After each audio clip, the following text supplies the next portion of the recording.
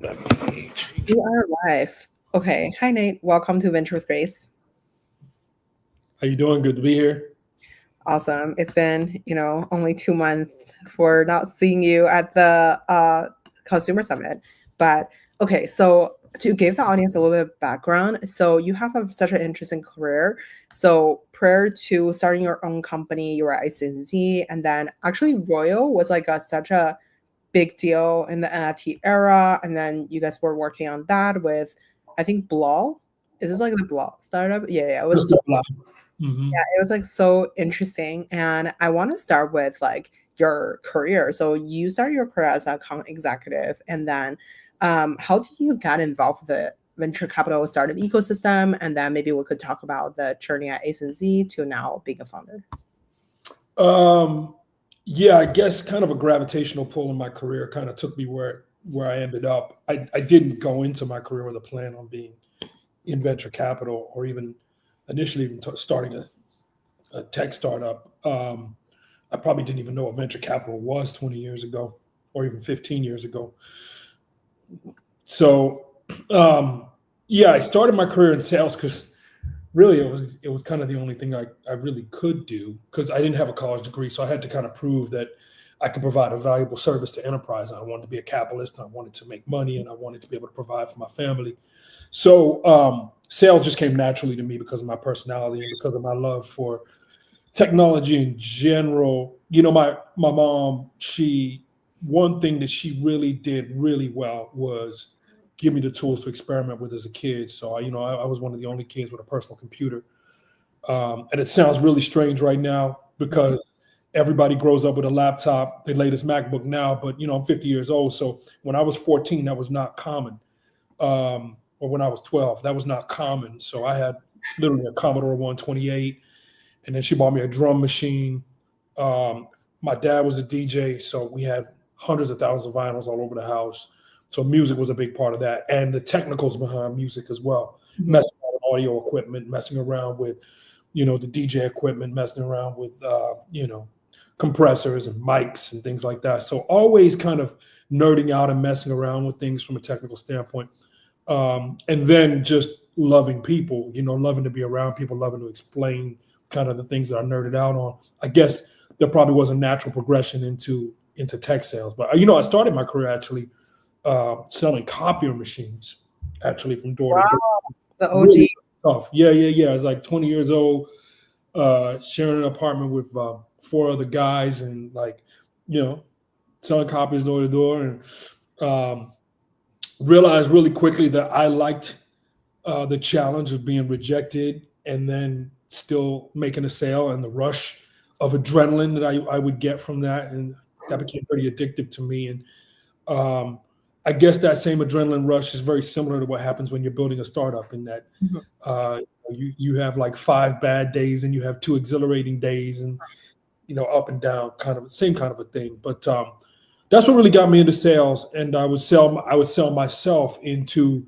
bigger and better roles to where I eventually ended up selling software and services and other things, and just kept climbing and built my career through sales, and then decided, hey, I want to build a company. And there was, I was really, really passionate about, a consumer idea at the time. It was a marketplace idea, so I decided to start building that, and that was in 2010, 2011, and ended up, moving out to Silicon Valley, literally selling everything I owned, and self-funding the company, and moved out to Silicon Valley because I knew I wasn't going to be able to get it really, really popping where I was living at the time in the Midwest. So moved out to Silicon Valley from Kansas City, and started networking, and just didn't know anybody, and just went to founder dinners and things like that. All the things that are now common, and met some venture capitalists. Primarily Ben Horowitz, and um, was able to come to the firm and pitch the idea. I'd already had, by that time I had a few angels that already joined in the company, and so we were making some progress. And I'd recruited some engineers out of GitHub, which was uh, astonishing to those guys. Like, you got these senior engineers out of GitHub to join your company, and Mhm. you sold everything you owned to fund it, and all these other things, and so they found that to be pretty impressive, and ended up being my first. Investors in that first company. So I'm now on company number 3. In between time, I've actually worked at Andreessen Horowitz. We can get into some of that too. I worked there for 8 years.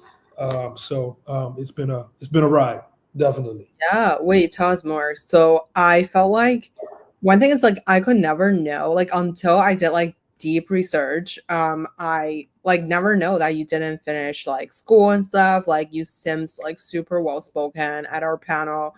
And oh hi Dagman. So why don't we talk about like yeah, like okay, so you sold your stuff and then you recruited some top engineers and then you raised funding for your tech startup. What happened to the startup? And then like, you know, I know that since like A16Z was your like original backer, how did that kind of transition you how do you transition yourself into like being in venture slash like investing and building the platform? Yeah. The company, as you know, a first-time CEO made a lot of really dumb mistakes, which in hindsight are very, very obvious. But as a first-time founder, there's a lot of things that are kind of counterintuitive that seem intuitive but are not. They're wrong. Mhm. So you're going against a lot of your inclinations of how you would build and sell a product that's already been in market from a big company, and so starting a company from cold and trying to kind of get to market is a very unique process. It's a very, very grueling process. Mhm. You have to have a lot of uh, kind of a lot of courage, because you have to ask a lot of questions of yourself and the team, that usually point to the fact that you were wrong, usually points to the fact that you wasted people's time for a month on going the wrong direction. And this happens quite a bit. And so requires a it requires a bit of an orientation around how it happens, and to become kind of used to it. It's like going from the Navy and then becoming a pirate. It's a Mhm. completely different process, and it's a completely different culture and completely different set of rules from being in the Navy than it is being on a pirate ship. And the startup's more of the pirate ship than it is, working for the Navy. So that's kind of the way I kind of talk about that. But um, going from a startup to venture, yep. So built the company for 4 years, raised 3 rounds, company scaling super fast, pushed the button to scale it even faster. And there's a pretty good lesson in there that's probably going to be in a book I'll write someday, which is what is the perfect speed to scale? Because you can scale too fast. Mhm. You can break the company. Um, and what is it? What is the speed you need to go to where you can get to market fast enough without breaking the company? And so in this case, I probably pushed the button too soon and tried to do things that we weren't ready for. And it broke the company. It broke the economics of the company, the unit economics of the company pretty quickly. And some of that has to do with the fact that we were dealing with physical goods, not just purely a digital product. So there was some of those lessons in there as well. But when the company crashed, what was awesome, what happened is that the team at A16Z, who I'd worked with because they worked pretty hand in hand with founders, reached out and said, we've really enjoyed working with you. We think you would enjoy working with our founders. Would you be interested in joining the team, specifically Ben, and then some of the other partners I've worked with as well? And of course, I joined A16Z. I had a few other job offers at the time with some other companies that have since IPO'd, tech companies. But I just thought I just saw what A16Z was building as a platform for the future of venture capital as being transformative. And I wanted to be a part of the ride. I wanted that to be a part of my career story. And it ended up being a tremendous 7.5, 8 years at Andreessen Horowitz. So. Totally. Why don't we talk about so like you joined them as like a partner for like market development. By the way, I feel like the year from like let's call it like 2015 to now, I feel like X and Z has been like building itself for years, and then I feel like that was like kind of like the transformational years of how you actually build out the platform and stuff like that. So why don't we talk about like what did you feel like agency were doing things right, and then like what were you contributing to the platform, and then what do you think make a great venture firm? I'll work backwards with your questions. I don't want to sound arrogant, like what makes a great venture firm. I only worked at one of them. I haven't worked at all of them, and I definitely wasn't a general partner. I definitely had an inside view to what I believe is the greatest venture capital firm in the history of the world. Um, and I don't think that's even a controversial statement. And so having an inside view of being literally employee number, I think it was like 40 something.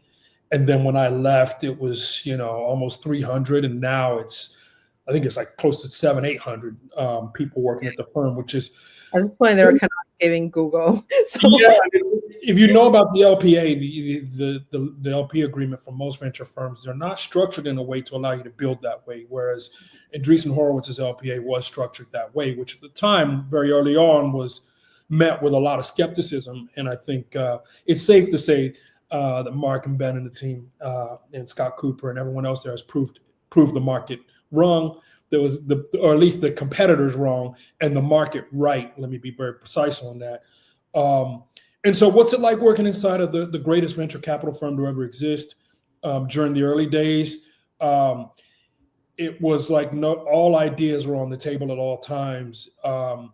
It was defend your ideas around some of the smartest people. So it was almost like being in an intellectual dojo at all times, but a fun one where you're not going to lose your life. You're just going to get better. And so you got sharper in your thinking, being around people coming from all sorts of ways of thinking about the same problem. So being in rooms with the Chris Dixon, the Jeff Jordan, Scott Cooper, Ben Horowitz, other, the operating partners there who think about how talent should be built inside of a company and why and when, thinking about go-to-market pricing, thinking about business development, thinking about how to structure the cap table of a company and how to do it strategically, and seeing kind of how the best American tech companies were built from a lot of the strategy that originated inside of that building and being inside of those rooms. Wow, what an incredible experience. Contributing to those conversations, even more incredible. And it took probably about 1.5 to 2 years before I felt like I actually could contribute to the conversations. But once I started to contribute and I found my voice and what my unique genius, my zone of genius was inside of this, which was, how culture is driving consumer products and distribution to adopt consumer products, and then building the right relationships, kind of gluing together at that point in time, LA and San Francisco, the entertainment and celebrity and influencer and creator culture of LA as distribution to the innovation culture of San Francisco, and making sure that these two conversations can be translated so that really, really big and exciting partnerships and things could happen. That was an incredible period of time. Just the relationships that were built, the deals that were done, the kind of things that happened for consumers during that time, based upon some of the work myself and the team that was under me did, was that was a fun time. I wonder, so like I felt like, so since like you came from, so your last startup, not last startup, like when it was like ag local, I feel like that's more towards like the farm, the restaurant, like, so like basically in the food industry. But for you to build out like the media side of things, or media partnerships or entertainment partnerships, how did you, for example, let's say when you entered the LA ecosystem, like how did you kind of like quickly build out that muscle for yourself, or like build out that influencer celebrity network? Well, I already had friendships there. I already was hanging out. The record thing, right? Yeah, I was already hanging out with that cohort of people, music artists, people like that, athletes. These were people I was already friends with in New York and in LA, because a big part of Ag Local was we worked with, Michelin star restaurants. And so with that, I had friendships with the chefs. And so with that, I would get access for a lot of these folks that wanted to get access to some of the world's best restaurants and stuff like that. And I built friendships that way. So I already had some of these friendships, and then it got superpowered when I joined the firm, because a lot of those folks, celebrities and talent managers, et cetera, wanted access to deals that Andreessen Horowitz was doing, wanted to be able to invest as angels into some of these really hot companies. And so I became a conduit to help them do some of that. And so that, of course, made me a little bit more popular, me being the kind of the access to get to some of these entrepreneurs in San Francisco, Silicon Valley. And it just kind of ballooned from there. So I've been in a lot of rooms and got to build a lot of relationships with very, very famous people, very fun. to do that, at least up until about 2018, 2019, when, it became tough to be a celebrity. I wouldn't want to be a celebrity these days, but back then it was kind of fun. For sure. I wonder, so like when you're like I would say broker deals, like I guess like when you're like introducing to, let's say, like Michael Jordan or like, I don't know, Kris Jenner to, let's say, a Silicon Valley startup, what does that even entail? So like, I mean, is that like, okay, you're building a fashion startup, let me hook you up with Kim Kardashian, or like how does the relationship actually be? Yeah, that's the alchemy. That's the fun of the alchemy. I really miss that part of it. I still do it kind of. I moonlight some of those kind of things on the. Ben and I and a couple other people came up with this pretty cool idea. Felicia Horowitz who's like should be one of the top agents in the world, but she just does it just because she loves people. But if she worked at CAA, she could probably run CAA. She's so amazing with how she puts people together. And then of course Ben but we all together came up with under Ben and Felicia's leadership. We platformized kind of how relationships, kind of the top of the funnel, which is we created these social events and a social calendar where the Silicon Valley crowd, investors, builders, entrepreneurs could mix with these really visible people from Hollywood, from the music industry, from the entertainment industry, whether that's famous producers, actors, athletes, whatever. And we would do, one thing we would do is this barbecue in the summer. We called it the CEO barbecue. We ran that for about 8 years. It got up to about 300 people.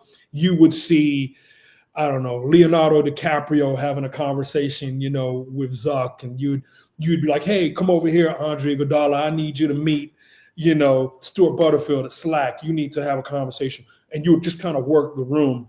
And we did that for about 8 years, and it resulted in some really nice conversations, and it resulted in a lot of the sports folks and the athletes and the actors and the rappers, a lot of them building out their own family offices or funds themselves after they got a taste of doing some of these deals and partnerships. So it was a really great platform. It worked really well for the firm, worked really well for the portfolio companies, and myself and Chris Lyons, a couple other partners really spearheaded those efforts. I wonder, sorry that I feel like I chat so much about this, but it's so interesting because people don't typically hear about these things, like about how the relationship is actually being built. Obviously people can see how big ex-a16z is, like, or the presence or like the media stuff, but I think most people probably don't know how like exactly it is, like, building out a platform team, or like how this relationship was being formed. Maybe if you could share maybe like a 1 or 2 takeaways on like, building these like high level executive relationships among these people, on like how does that translate into deals, or like how does that translate into like return from like financial perspective? Like, is there any data that supports that, okay, if we do 3 barbecue per year, then we got, $5 more million into this, like, I don't know, this deal? Or like, how do you kind of think about it to like prove out the value from like a data perspective when people were, Sure. I mean, we're obviously tracking introductions that we made in our CRM, like any relationship driven organization. Venture is extremely relationship organization, and we wanted to dominate every relationship that was of importance, whether it was politics, media, entertainment, sports, venture, and every founder or soon to be founder coming out of the most renowned labs and schools, research organizations. We wanted to dominate those relationships, and so of course we tracked who introduced who to who, which resulted in what, to get a true idea of the impact. And the firm won a lot of deals because of this motion. A lot of there's a very famous story that's been told quite a few times of how Nas really got into Coinbase. Was I was at a dinner that Ben put together. I was at this dinner, and we introduced Nas to the Coinbase founding team. Fred and the team and Brian, and ended up putting money in, and that famously ended up in a really nice return for both the firm, obviously, but also for Nas individually. And that's just that's just one kind of case study. There's probably hundreds of case studies like this that aren't publicized or we haven't spoken about, but this is one that's very publicly well known. And yeah, we absolutely tracked it, and we saw some copycats to some degree. I mean, I think at this point, every venture firm is copying ex-a16z to some degree, right? Like everybody's like doing podcasting, everybody's doing these like, platform building and stuff like that. So I feel like ex-a16z really pioneered the CIA model to like the venture industry. I wonder, as a founder coming through these like powerful relationship building or like this, like I guess like this crash course of life and your career. Let's talk about like Royal, and then we'll talk about AdTwin.ai. So like I feel like Royal was like so popular back in time when I was like back in time I was a LinkedIn crypto influencer. So I've been chasing these stuff. So I know Royal was like one of the top like Web3 / like blockchain startup. Why don't we talk about like what was the journey of like from transition from the investing side to being a startup again, and then we can talk about that, how that accelerate you into like 2020, 2021 was a super exciting time.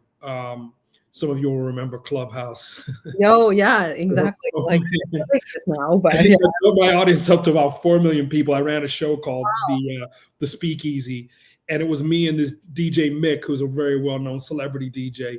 Shout out Mick. We ran a show every week on there called the Speakeasy, where we did a virtual bar. No one could go to the bar, to the Speakeasy, because we're all inside during the lockdowns. And so we did a virtual thing for our friends, and it blew up, became a big thing. And crypto, ran right alongside Clubhouse. So there was a huge amount of crypto rooms for NFTs. Wave one of NFTs was, as you know, gigantic. Blau was really early to NFTs. I actually bought his first NFT set before he was on OpenSea. I forget where I bought that set. Pre-OpenSea. And then things kind of just really blew up. Blau and I ended up doing a few rooms together. I was here in Austin, where I live now, and I met JD Ross, the other co-founder of the company. We'd gotten to know each other a little bit because I was DJing around Austin, and I DJed a few parties. We hung out a few times, and he let me know what they were building. I understood immediately the concept of this, which is artists having the right to sell the economics of their music to their fans. So there's more of a direct correlation between my activity and my behavior supporting the music and the rewards that I get from supporting this artist. And that, kind of the fragmented nature of the way that music works today. And, you got a consolidated group of music companies that at the top, there's like 3-4 labels at the top, at the very top, and at the very, very top, UMG, obviously. Then you've got a few publishers, and you've got a few distribution platforms that are very consolidated. It's really Spotify, Apple Music with Tidal right behind it. And so you have concentration in separate areas, but also fragmentation. And so you don't really have an idea of who your fans are. Spotify is kind of a black box. If you're an artist, you don't really know who your fans are, can't really market directly to them.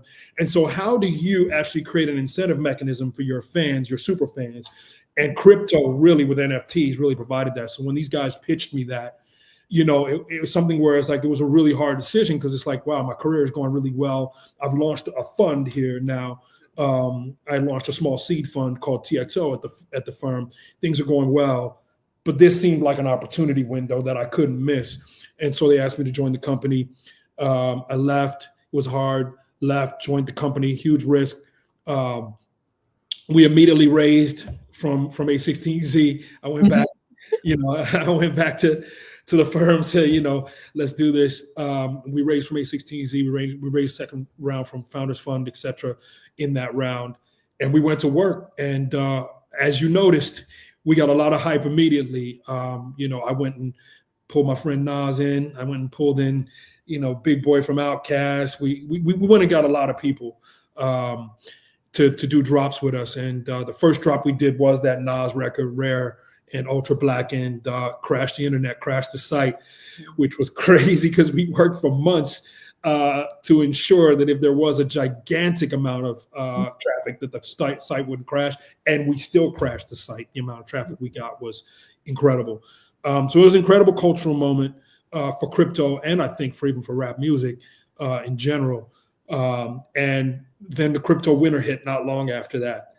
And it was like the SBF corruption thing happened. A few things happened in succession, and it was just like the market just got shut down. And so I ended up moving to the board. Ended up taking a break. I haven't taken a break for a while, so I said, you know what, I'm going to go travel for a few months. And I was like, what do I want to do with my life next? And that's how I building AdTwin. Why don't we talk about AdTwin? Like, and at that point, couldn't you just like go back to ex-a16z to be like, yo, it's me again? Or like, what's the whole vibe? No. I didn't really. I could have, but I didn't really want to at this point. So I still wanted to build. I hadn't got that out myself. So, I left ACC to build Royal. I was at Royal for like a year building, left. I'm like, man, I still want to build. Now, this is probably the last company I'm going to build, but I knew I had one more in me, and I just wanted to do this one more time. So, there was just that type of thing. And, Ben and I are really close friends. I see him all the time. I hang out. We hang out all the time. We're like family. So, Chris Lyons, we're like family. We all hang out all the time. We probably see each other once a month and hang out and kick it. And so it was never a thing like that. We still get a chance to really spend time. So that, for me, that bucket still gets filled. That time I get to kind of to kick it with them, and maybe one day in the future, who knows? I kick around that idea sometimes with Ben. We'll see what happens. We don't know. But right now, I'm really enjoying building AdTwin. For sure. Okay, let's talk about AdTwin. So AdTwin is like audio ads. So why don't we start with like, I'm a huge fan of audio. Like I audio all day, every day. Don't read, I don't read.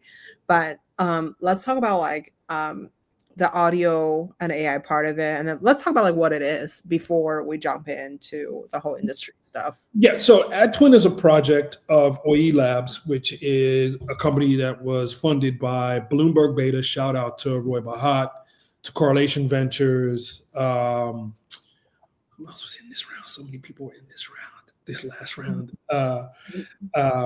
So we essentially have built a project to prove out the market viability and fair market value of a cloned voice.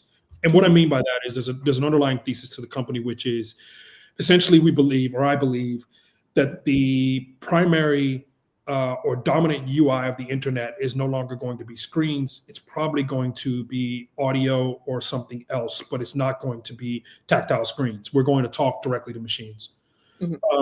So as we go through this transition period where we're going to go from typing to talking as the primary UI of the internet, or at least co-dominant UI of the internet in the future. There seems to me, based upon my lessons at Royal, that there's going to be a whole new class of assets. IP rights and the way that IP is both valued and protected is completely changing, as we know. New law every day. What's the opportunity here? And so our initial idea as a company was, we saw all the cloned Drake songs and things like that. And we went to the record labels and said, hey, people are going to do this anyway. If your artists want to do a feature, we can provide licensing infrastructure and cloning together for artists to license your artist's voice to do a feature that you approve. We can kind of create a marketplace for that.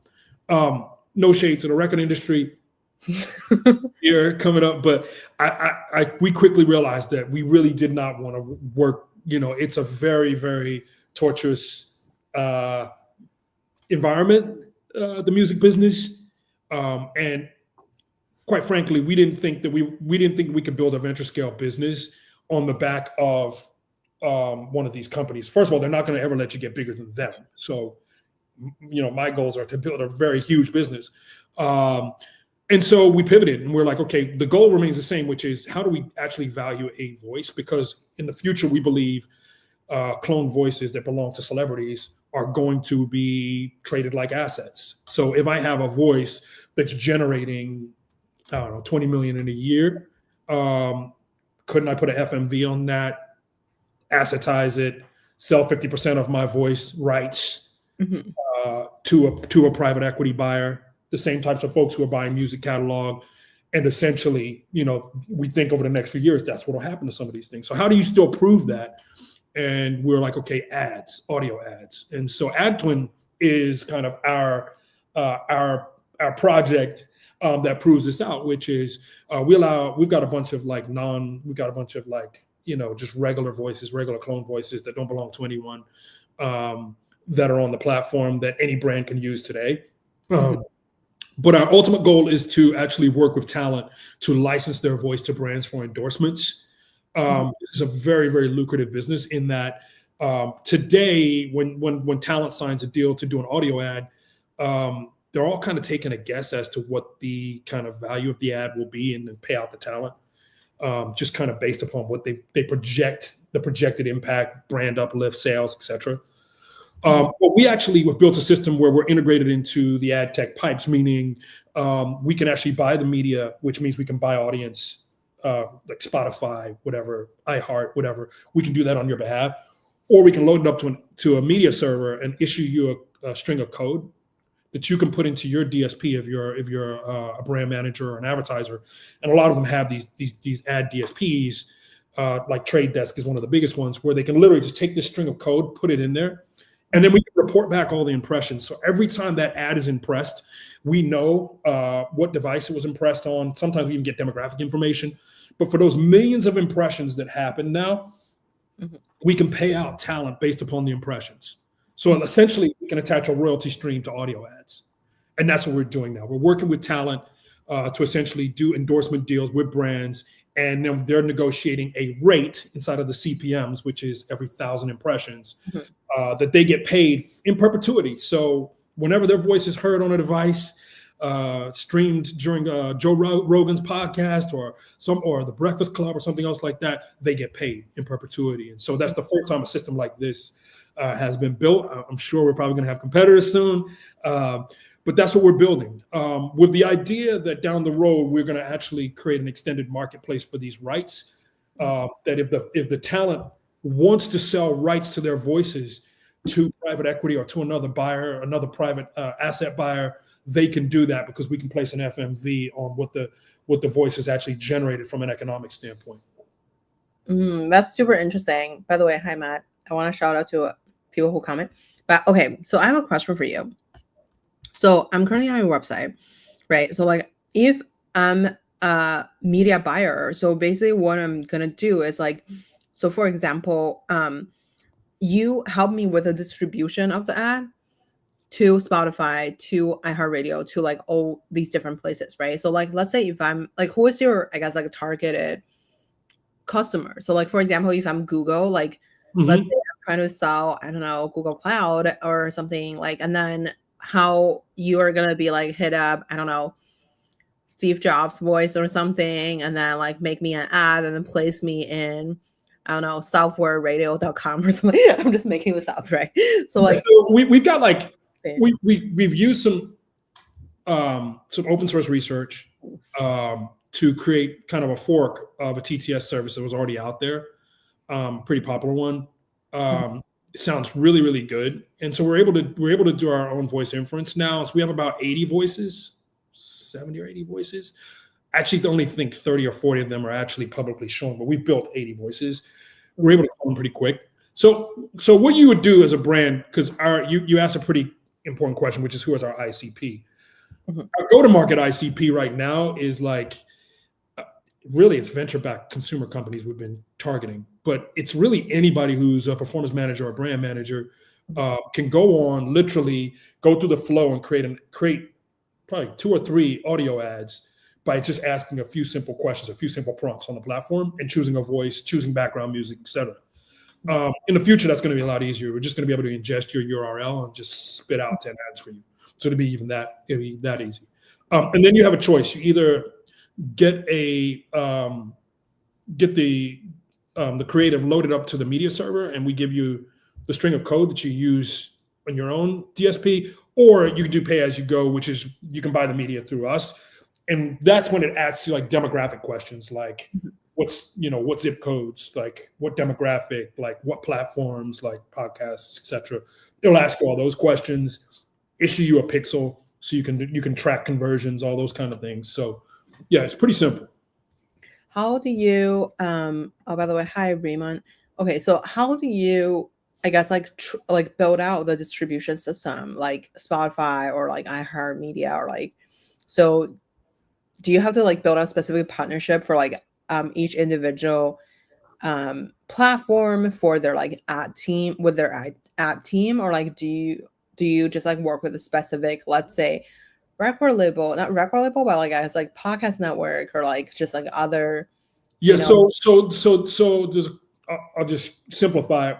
What you're talking about is PMPs, private marketplaces. We do buy PMPs, but we also have a DSP relationship with like 3 of the major DSPs where we'll like serve up the best inventory that possible. So one of the things around working with a lot of these DSPs is highly, it's a pain in the ass. Let's just be honest. Like, it's set up these campaigns and like dig through all this inventory and trying to find what's the right inventory, especially for audio, because a lot of them aren't built for audio. It's hard. So what we did is we actually pre-curated all the inventory for the best stuff for audio. So according to the questions you answer around demographics, audience, geography, all these other questions when you're setting it up, we'll actually curate for you kind of the best of the best.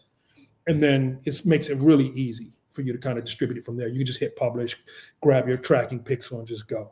So it's real easy. But if you want a specific PMP around a specific group of podcasts or a specific platform, we can do that too. Got it. So I guess like DSP stand for demand set platform. Mm-hmm. Yep. Okay, just confirming. And then, so I wonder, so when you were building this company and then you mentioned about the, I guess like since right now you guys basically generated like 60, 80 different kind of voice, right? So like these are like kind of like the voice actors. What's the difference between if I just hire someone on Fiverr, or no offense, but like, yeah, what if I just hire someone, or like, let's say you're my friend, Nate, like, can you just read this ad for me? Or like, Yeah. what are people doing now? Yeah, I mean, do you want to keep calling your friend every 5 minutes to change parts of it?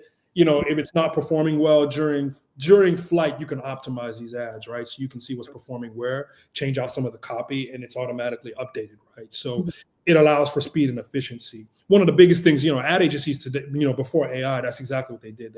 They would hire voice actors, bring them into a recording studio, give them like 20 scripts, 40 scripts, read all of these for all these different markets. Then we're going to go ahead and we're going to run them. The problem is if they need to do changes, they have to call them back, right? So now, like, literally, you can get those 40 ads in 3 minutes instead of flying someone to a studio and it being 2 hours, and all of these other things, and you have to work through all the specifics of working with a human being. In this case, you're just generating all that audio just immediately. Mm-hmm. While it's in flight, you can look at what's performing and what's not, make changes. Okay, this voice is actually performing better than that voice. Okay, this text is actually performing better than that text. Let's switch out. That kind of stuff. I can optimize the campaigns in real time, which is not something you can do with a human voice actor. I wonder, so like, okay, another question is like, okay, so you mentioned like those are like the consumer back or venture back consumer startups, right?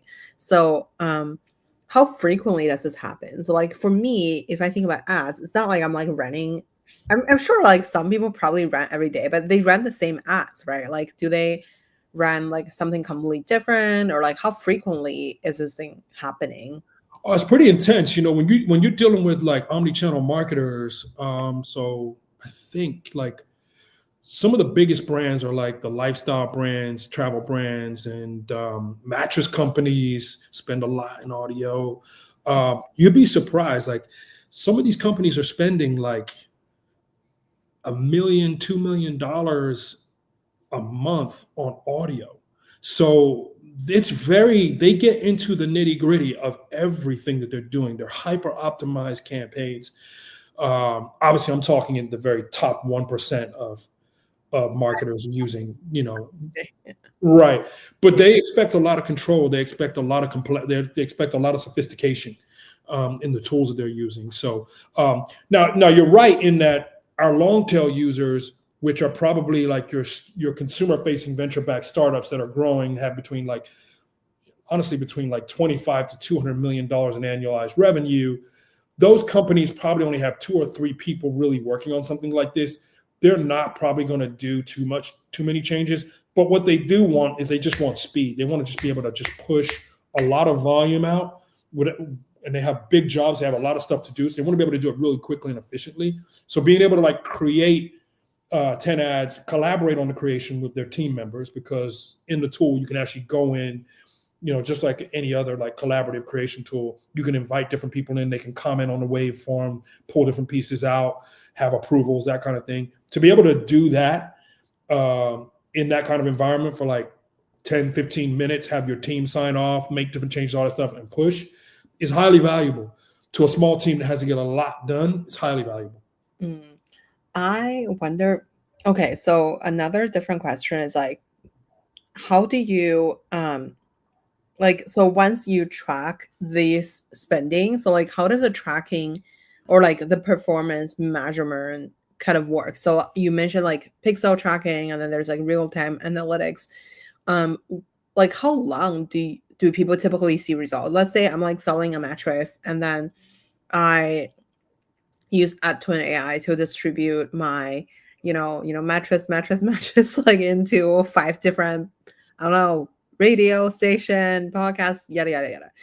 And then how fast do people actually typically convert? And then even if I click on this, like, do I have to like buy it to like So confirm? you're talking about companion banners now, which is, some of the ads you'll see on like Spotify, et cetera, will have like a picture and it'll be like, you can click through here. You Yeah. can literally click through. So Mhm. in the product, you can actually add a companion banner and the URL to be able to do that. So that when it's displayed on Spotify, whatever, in our product, you can actually push that in there. So that's one part of it. Of course, the pixel, which is something you can put on the site that you're driving people to from these ads, will show conversion. So typically conversion data will start pouring in between 24 and 48 hours. Actual delivery data is pretty much instant. Within the first 30, 40 minutes, you start seeing delivery data. You know that the ad's being delivered. Mhm. So the ad will start running pretty quick and you'll show that, hey, look, I've already delivered to, according to my CPM price, I've delivered to this many devices already and it's continuing. Actual conversion data, a little bit longer. I wonder, so for you guys to charge, let's say $500 per month, and like how many ads can I like deliver to these places? I'm not saying like, I know it's like unlimited creative, so like basically I just like do, I guess, AI ads, and then who is, I guess, like, is that $500 including like I'm distributing onto like 50 different radio station, or like what does that kind of look Yeah, like? so you get to choose. You get to go to the product, you actually get to choose like where you want. You want terrestrial radio, you want a podcast group, you want a PMP or whatever. You're buying a bundle of CPMs, a bundle of impressions. So it's until you've exhausted all those CPMs according to the subscription, right? So we give you you can kind of, it's kind of one of those things where we give you a budget of impressions. You get to spend that budget wherever you want, and you can shift it around during that time. Mm. I wonder how tailored is it for the distribution, or is the distribution typically generally judged by Spotify ad network, or like, where is the, like, I guess, like, how do you qualify the distribution? Yeah, so working on the DSP side, they're collecting all that data because they're delivering all that. They're delivering all that inventory to their partners. Mhm. So they have the pipes, and then they're passing all that performance data to us, which we're then showing in our UI. I wonder, since like, I think, for example, let's say you're selling this like subscription, right? So like basically between $500 to $3,500. Without giving us too much detail, like what does the unit economic look like? Is there a lot of cost to like these distribution channel? Like how much do you have to pay for like a Spotify to distribute? Because I feel So here's the beauty of pay as you go is that like we have to pay kind of a pretty big fee to be able to use the APIs of these DSPs. And so typically if you're a startup, you don't have the money to go and get a trade desk seat. Mhm. It's like a crazy amount of money, right? And so what you're able to do is through us, you're like, you don't have to sign a DSP contract. You essentially can launch an audio ad campaign without having a DSP and without having to sign a DSP contract, which you wouldn't want to do anyway with venture dollars, right? Because you're basically piggybacking on the back of ours. And so that's the beauty of it, right? Which is like it's a layer cake product, which is you've got the generative tool, which you can create the ad. Now you've got a DSP attached to it, or if you're a bigger client, you probably have your own DSP, and we can issue you that code. We can load it up to the media server. So that's really the kind of the benefit of it, which is like, I would probably not be able to, even if I could hire voice actors, I would have to go hire an agency who would then charge me an exorbitant amount up, you kind of, build in a lot of margin on their work that they did, the hours of work they put in to launch the ad campaign for me, when really I'm using their DSP at the end of the day. And what they're doing is building in a lot of margin and passing that on to me as services fees. So if I did want to do an audio campaign, I normally would hire an agency, but how many startups have an ad agency, right?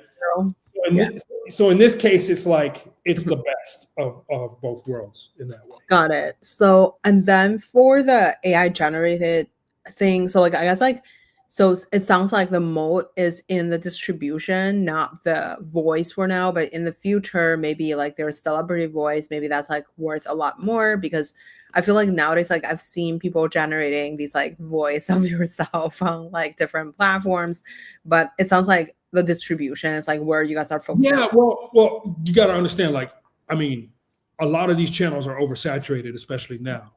Everybody's oversaturated, like, with products. I go to Facebook, I get advertised to. I go Instagram, I get advertised to. TikTok, whatever. Wherever I'm at, it's just like, try this, try this, try this, try this.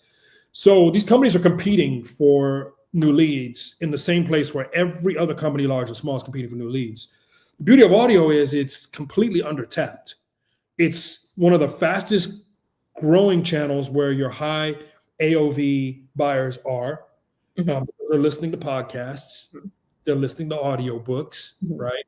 But if you talk to most marketers, even though high AOV buyers spend 20% of their day on listening to podcasts and audiobooks, etc., only 3% of marketing budgets are in audio. So what does that tell you? It tells you there's a huge opportunity to reach kind of this blue ocean audience that isn't being tapped right now. And we see that continuing to grow. I mean, I think podcasts alone was $17 billion industry last year, continuing to grow. And so, our value proposition to most of these companies is like, try audio, like, see if you can get some leads through this. This is another alternative channel to try that has not been saturated. So that's kind of one of our biggest value propositions. And we made it easier to try it for people that have never done it before, because usually it's kind of the purview of big agencies or big brands who have the hyper-specialized huge teams. Now we're saying you don't have to have a hyper-specialized huge team. You don't have to have an agency contract. You can come and create these voices really quick and distribute them to your audiences for $500. I love that. I wonder, so like, let's talk about like the competitive landscape. Like, I mean, obviously you guys are the pioneer in this particular product or like this particular industry, but I guess what would you say are like the current equivalent that people are using? Or like, since you mentioned like podcasting is like 17-18 billion dollar industry, like I guess like what's your outlook on the market? Like, I'm sure like a lot of people will start creating in the space, and then like why do you feel like the edge will continuously be something that's like very exciting for you? Yeah, so competitor, I would say the only thing I've seen close from a creative side is Wondercraft. They've created an incredibly robust creative tool. You can create ads, podcasts, all kinds of stuff with it. It's not specific to advertising. Also, I don't believe, at least the last time I looked, that they have any integrations into the ad tech side of this. So you can't immediately just publish on the platform. You have to go get a DSP contract, or you have to do some things. You have to take the audio and send it somewhere. So that's the immediate company that comes to mind. I think we're still pretty early for this concept. For us, what's exciting though is we are starting to onboard celebrity talent, and we're hiring people that have worked in that world and managed those relationships to go do brand deals, which is incredibly exciting, and that's a differentiator as well. Eventually, where we want to get to is, wall gardened inside of a certain geographic area, you as a small business owner will be able to license this big celebrity's voice according to kind of the things that they're allowed their voice to be licensed for. So it would open up new economic streams for these celebrities to say, hey, look, I'm okay with, advertising for, Rivian dealerships, as long as it's in these geographic areas and this is my price. which is something that just hasn't happened before. There's like a huge market arbitrage opportunity here for using celebrity endorsements for small businesses, which is almost like a Cameo business model, but for small businesses. For That's sure. kind of a long tail idea. But in the immediate term, we're doing deals with big brands who want to be able to work with talent. And for talent, they're saying, don't make me get off this yacht in San Tropez and fly back to LA to record, kind of thing. Here's my voice license, here's my team. They'll approve everything that goes out, but just knock yourself out. Use my voice as a palette to do endorsement ads. And we're kind of working with talent now to do that. So that's really what's exciting. For sure. I wonder, let's say if I don't know, like whenever I think about voice, I think about Matthew McConaughey for calm. But I wonder for that, like for a brand deal to happen, like since you mentioned right now you guys are onboarding the bigger brands, what's a typical budget for this kind of stuff? Or like is that considered influencer marketing, or is it more towards like our advertising, or like just like general marketing distribution budget, or like how, or performance? Test budget for this is like 100 to 200K. Mhm. A real campaign could be like 1 or 2 million. A Mhm. big campaign could be 10, 15 million. A big campaign with a big celebrity, Mhm. big brand, like Fortune 50 company. That kind of thing that's kind of the top 1% of 1% of the campaigns. So your average campaign here is probably somewhere between $500,000 to $700,000 Mhm. per campaign. And of course, if it's performing really well, the brand will refresh and renew the campaign. Mhm. So, with the talent we're working with now, what they're really interested in is just like, hey, look, we already have brands that are interested in doing this, and now here's a way to do it. We worked with the top IP law firm in the country around this, Greenberg Traurig, to develop a framework around licensing IP voice, AI voice. So we have a whole framework that protects both sides. And then we have obviously we have like an operational security process as far as approvals and brand safety that protects both sides as well. So it's just all of those things together has created an environment where we can do these deals and we can become kind of the throughput for all of these economics for both sides. So everybody's kind of excited because the celebrities are saying, hey, I can get this upfront fee, which I typically get for doing this stuff, but I also get the long tail economics whenever this ad plays on a device. I now get theoretically a royalty every time this ad is played. So it kind of opens up this whole new way of thinking about doing endorsement deals where there's this long tail kind of perpetual economics that these celebrities can then access. But do they want to use AI, or do you feel like they want to actually do the ads themselves? Like obviously if it's like I think a larger brands, I would personally just do it myself just in case. But if it's like, a smaller brand deal, like, obviously I think the bigger artists maybe like hesitate to do it themselves, like, to talk about, I don't know, their insurance or something. But Yeah, if you'd have asked me this question 3 years ago, I would have said there's a lot of hesitation. People are scared. I would say that has dissipated greatly. I think people now have accepted the fact that this is coming, this is happening, whether I want it to or not. There's still people who are, they have their own personal ethical reasons. They're like, I don't want to do that.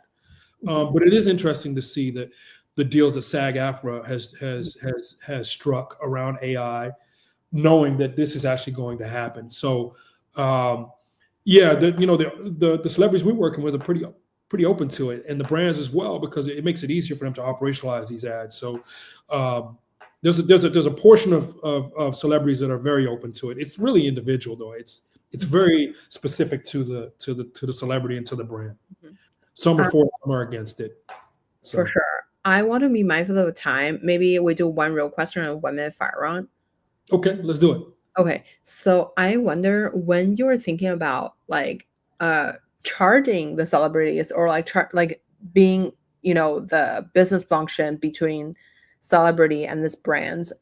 I wonder, how do you think about the economics? Because if I'm the celebrity, if it's like a really big deal, I'll like just do it myself and then like take the 100% of the cut. But for, I guess, obviously for like this more fractionalized brand deals that are like, smaller amount of money, I may pay, a software or pay something else. But how do you think about like to make sure that they don't skip the bigger brand deals to leverage you guys to like do these things? So honestly, like some of it is they're offloading third-party risk to some of us, to some of this to us. So Yeah. we're taking on some of the third-party risk, honestly, around it. We're doing a lot of the stuff that we're helping the agency manage the brand safety stuff. We're managing some of the celebrity brand safety stuff. Obviously, the tech, keeping it inside of a walled garden where you know exactly who touched the voice or not behind a secure, password protected, et cetera, environment where you have to be invited into that environment to touch the voice and distribute it. Sure, you could go and clone a voice using 11 Labs and then, do it all yourself. Yeah. 100%. You could definitely do that, 100%. Will I be able to touch the back end economics doing that, or will I be trusting what the brand says the campaign was worth? There's a level of transparency here that we're going to offer both sides that make the incentives aligned in a way that you probably couldn't before. And so keeping that voice inside of the walled garden, where also those economics, the transparency around the economics associated with that voice that was published to that ad all exists in the same place, is pretty dynamic as a package for doing this. Now, not everybody's going to want to do it that way, and some people will want to go do it bespoke on their own, and that's totally fine. We think there's more than enough business out there to create a very nice sized business for the folks that want us to handle triage for them. Okay, so I want to be mindful of the time. Let's do like a quick 1 minute fire round for you. What's your favorite book? What's my favorite book? Mhm. Oh my gosh. Man, this is tough. I don't want to be typical. I will say the Bible, because that's very typical, but that is true. There's also a book called Inner Engineering by Sadhguru, who's a yogi, that talks about how to think about your spiritual inner work. So that's one of my favorite books. Also, obviously, Hard Thing About Hard Things, Ben Horowitz. So I gave you 3, actually. Love that. Who would you invite to your dinner party? Oh my God. Do they have to be living or dead? It's your party. They can be dead people? I can resurrect people? Yes. All right. Cool. All right. Definitely would want to have Jimi Hendrix there, Carl Jung,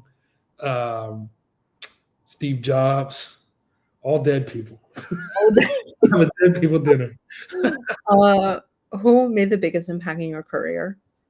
Who made the biggest impact in my career? My children. Wow, love that. Most people say like someone older, so yeah, I feel like that's actually really true. That's my why. They've driven me to get better every single day and to apply myself. So it's definitely my children. If we're talking from a business aspect, I would say Ben Horowitz. Ben Horowitz has been a huge mentor, one of my best friends, and he's just a real leaning board, and he's played a big role in my life and in my career. So I would say that. And then I got a great partner beside me. I got a great wife. She's like, she's right beside me. So I've been an Instagram stalker. So yeah, I love that. Where can we find you outside work? Where can you find me outside work? On the golf course, on the basketball court, at the art gallery, at the bookstore. Wow. Yeah. So I like to. If you're in one of those 4 places, you might catch me. Love that. Well, Nate, thank you so much for coming on the show. It was such a fun conversation. Hey, appreciate you having me. It was fun. Let me quickly end stream. It's